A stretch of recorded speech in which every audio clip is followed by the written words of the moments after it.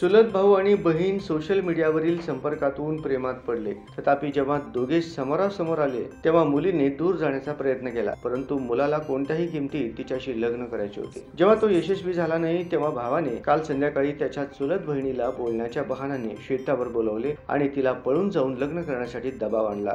जेव्हा मुलीने नकार दिला तेव्हा प्रेमात पडलेल्या मुलाने त्यावर बेकायदेशीर शस्त्राने गोळी झाडली, जी मुलीच्या पोटात लागली. ही गोळी शरीरातच अडकली.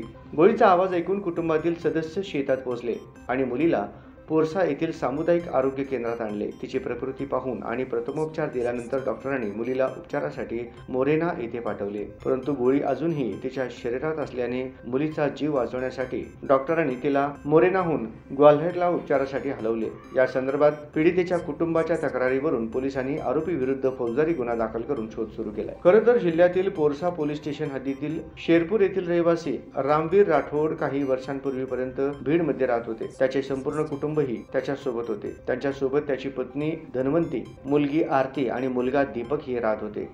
सुमारे 5 वर्षापूर्वी रामवीर राठोड त्यांच्या कुटुंबासह शेरपूर या गावी आले. काही काळासाठी आरती सोशल मीडियावरील एका तरुणाच्या संपर्कात आली. दोघांमध्ये दीर्घ गप्पा सुरू झाल्या. फोनवर संभाषण दरम्यान आम्ही एकमेकांना ओळखू शकलो नाही. मोबाईलवरून सतत संपर्कात राहिल्यामुळे ते दोघेही प्रेमात पडले. तथापि जेव्हा तो तरुण आणि ती तरुणी एकमेकांसमोर आली तेव्हा त्यांना आश्चर्य वाटले. जेव्हा ते समोरासमोर आले तेव्हा दोन्ही चुलत भाऊ बहिणी नाते पुढे नेण्याबाबत द्विधा मनस्थितीत होते. मुलीने हे नाते संपुष्टात आणले, परंतु तिचा चुलत भाऊ कुलदीप कोणत्याही किमतीत त्याच्या चुलत बहिणीशी लग्न करण्यावर ठाम होता. यावरून दोघांमध्ये वाद झाला. हे प्रकरण कुटुंबापर्यंत पोहोचले होते. कुटुंबाने कुलदीपचे लग्नही निश्चित केले, परंतु या वादामुळे त्याचा साखरपुडाही मोडला. दरम्यान मुलीचे लग्न ठरले. मुलीचे लग्न येत्या 14 फेब्रुवारी रोजी होणार होते. एका बाजूला रामवीर राठोड मुलीच्या लग्नाची तयारी करत होता, दुसरीकडे कुलदीप या लग्नावर खुश दिसत नव्हता. चुलत भाऊ कुलदीपनं काल संध्याकाळी मुलीशी बोलण्यासाठी तिला शेतावर बोलावले. कुलदीपने